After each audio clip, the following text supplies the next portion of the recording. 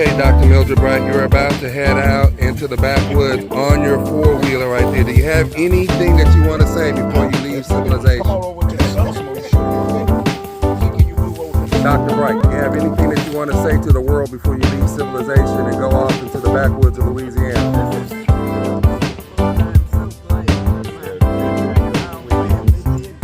That's right. Those are the last words heard from Dr. Bright. Oh, I'm sorry. Those were the last before she found her land. That's what I was going to say. Okay, everybody ready? All right, we're going to go back here. Hop on. Let go.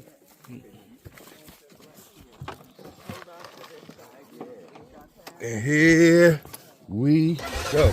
Put your hand back here and hold on.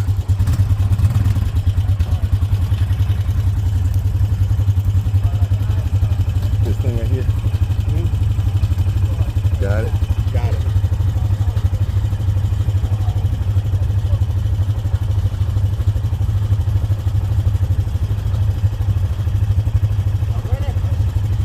Ready?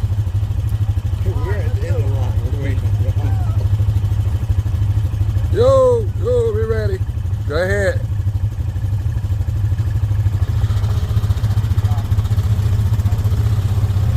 And the adventure begins. If I don't make it back, leave my cowboy hat to Dunny Hunter, Bella. You get to pay off my light bill, and usually you get to pay off the water bill. God bless you, and I love you.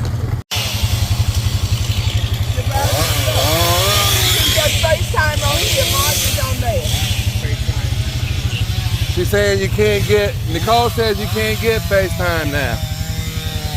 Nicole says you can't get it.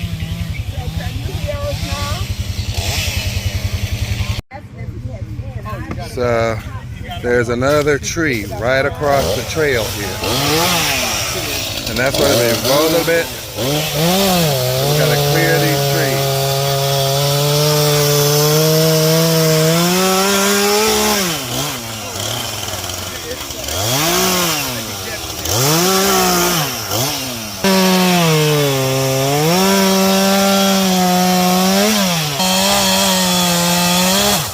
That means we're going downhill here. So that's more of the path we just cleared. Okay, this is that creek on the map that looks like on the other side of this creek where I'm standing right here, this is the land. Now you can see it's completely undeveloped. There's brush all over the place. I'm going to try to walk a little bit further in, give you an idea. There's a little clearing right here.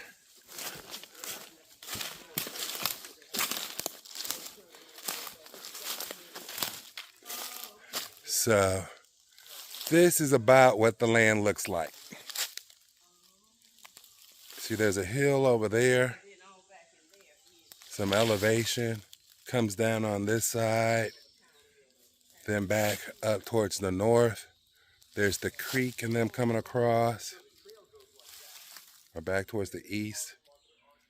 And there's just all the scenic stuff back here. You can see a lot of hardwoods, a lot of ferns. Looks like a magnolia tree right there.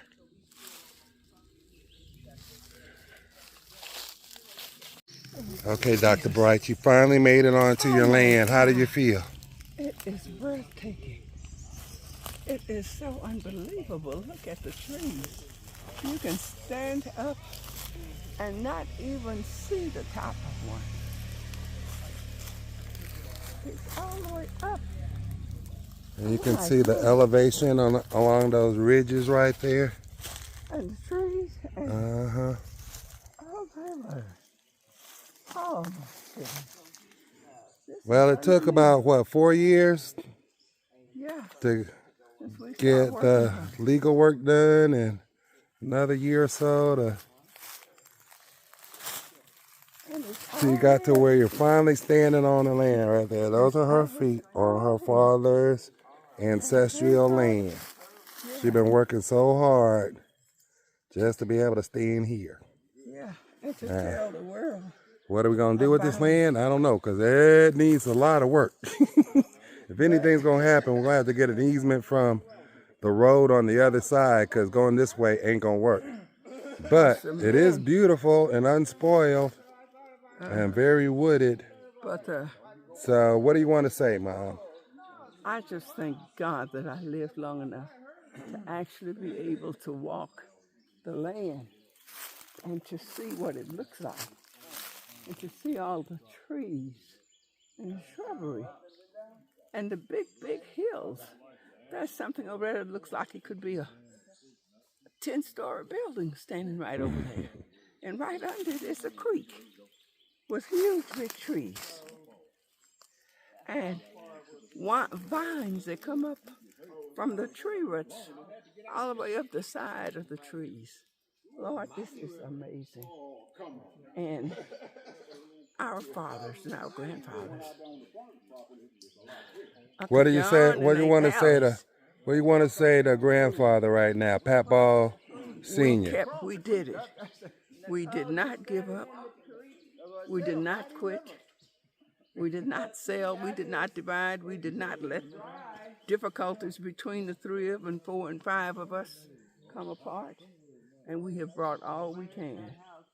And we would like every ball in the world to be able to see and know this kind of splendor that is a part of their birthright. And somehow, with the generations that we have coming up now, they'll be able to see it. We'll be able to tell them. They'll be able to find their way as we have. We got up at 6 this morning and left civilization, and now we're back in the woody forest, an acreage that we own, acreage that our grandfathers did, acreage that my dad had to leave off of to keep from being killed because he talked too much. He looked people straight in the eye and called them a liar to their face when they were lying. And of course, he lived his whole life like that. He lived his whole life telling people the truth. And he instilled in us, one person can be knocked down. But if you have 5 or 6, if you have 10 or 12, it's going to be a hard time to knock all of them down. So if I fall, somebody else can pick up the mantle and keep going. Hey, what that son of mine is? And this is what he did. They went